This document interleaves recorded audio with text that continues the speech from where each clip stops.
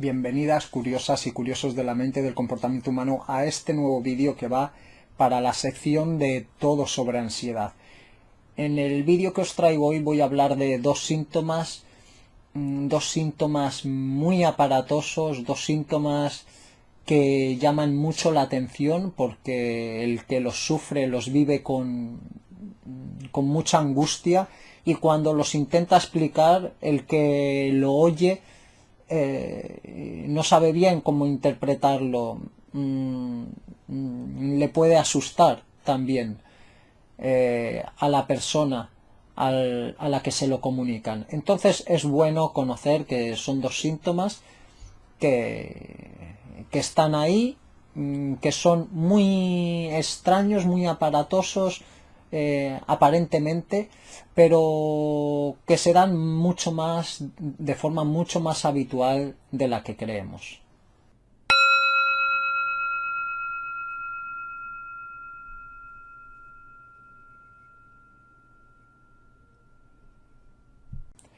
Y estos dos síntomas son la despersonalización y la desrealización. Tal vez me dirija a ellos de vez en cuando durante el vídeo como DPDR, por acortar.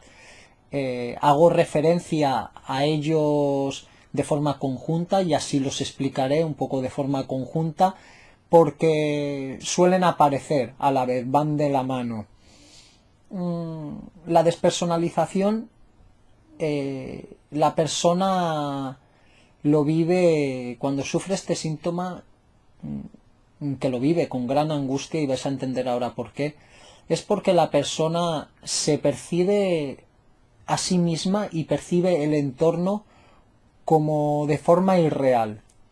Digamos que se da una disociación entre la percepción y la realidad y el cómo nos sentimos, de forma que la persona tiene la sensación de, se explica muchas veces, como si viese la vida, se viese a sí mismo a través de un sueño, como si estuviese en un sueño, o como si estuviese viendo una película, o como si hubiese una especie de velo entre la persona y la realidad que le rodea. También toda esta extrañeza, digamos, la percibe respecto de sí mismo. Se ve muchas veces como un observador externo de sí mismo, como si fuese capaz de ser consciente de sus propios procesos mentales, o de observarlos a sí mismo.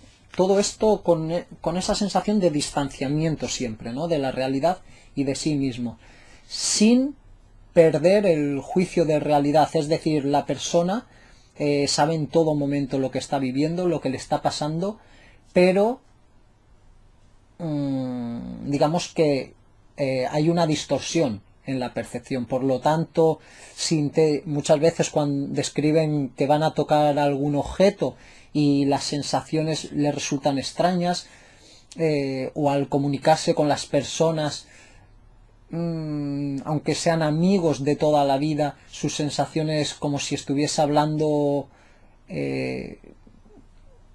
con personas algo desconocidas. Incluso si se mira a un espejo, no se termina de identificar a sí mismo en el espejo, aunque se reconozca que es él.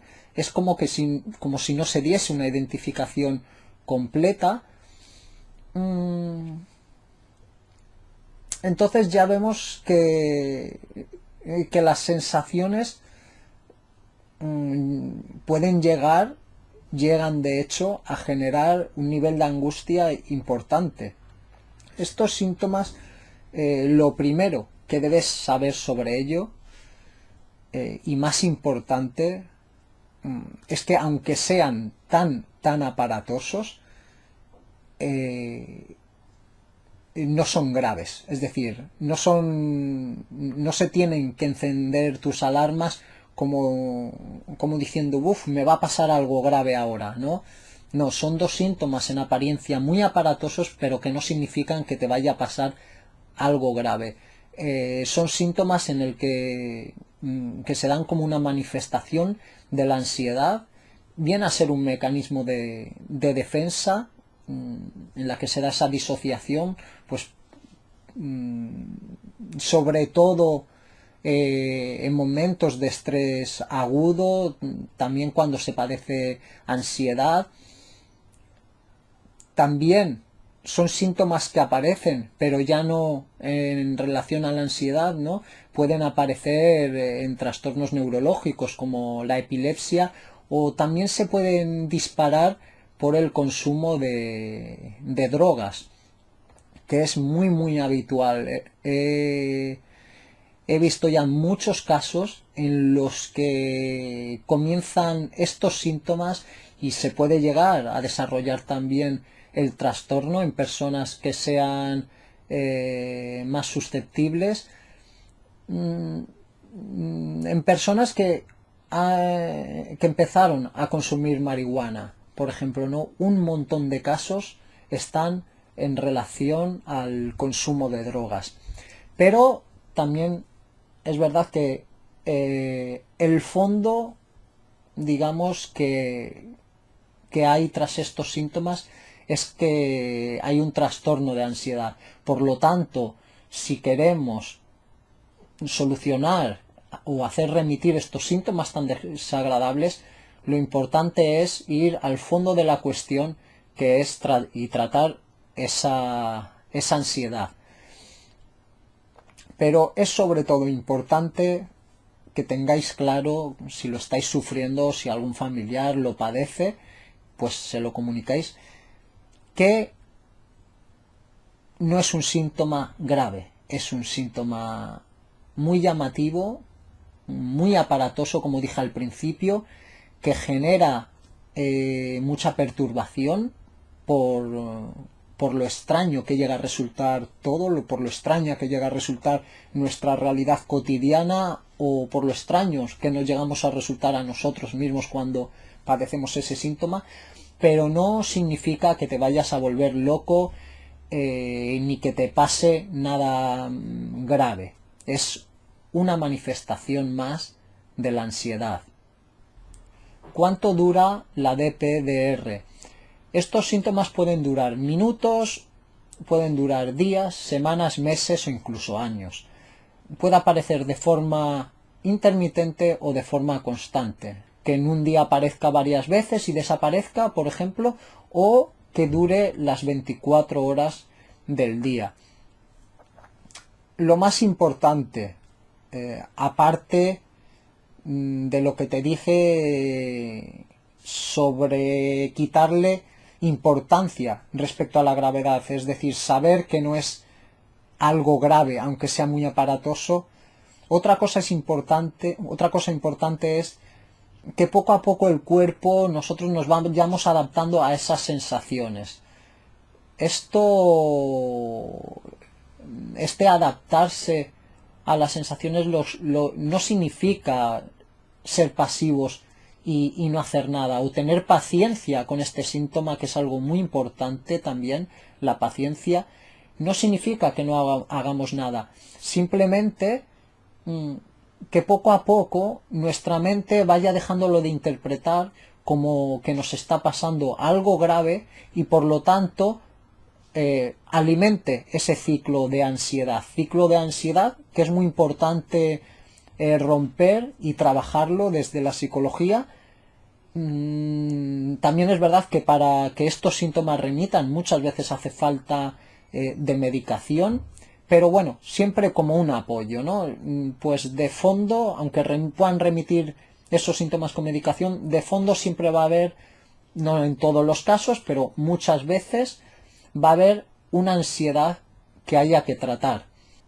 Así pues, una vez el cuerpo se va habituando a estas sensaciones, digamos que le vamos perdiendo el miedo, y así poco a poco se van reduciendo los pensamientos obsesivos que nos generaban. Esto va a ayudar sin duda a que vaya remitiendo. La información es importantísima. También estar bien informados sobre lo que significan estos síntomas.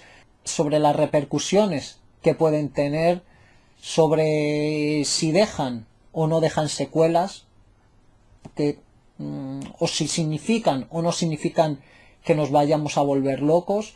Con la información, buscando una buena información, muchos mitos que podemos eliminar, muchas creencias irracionales y negativas que podemos eliminar, y esto sin duda es una de las cosas que más nos va a ayudar a tranquilizarnos, para que poco a poco, de forma gradual, en el caso de esas personas que lo vivan las 24 horas al día o de formas muy constantes, vaya reduciéndose al punto de que llegue el día en que desaparezca y casi sin que te hayas dado cuenta. No obstante, como os dije antes, la forma de experimentar y la forma en que se dan estos síntomas son muy particulares. Cada individuo las vive de una forma muy diferente, por lo tanto pueden coincidir más o menos con esto que yo haya dicho, pero en lo básico seguro que sí coincide. Hacer deporte es algo que también ayuda mucho. El centrarte en una actividad,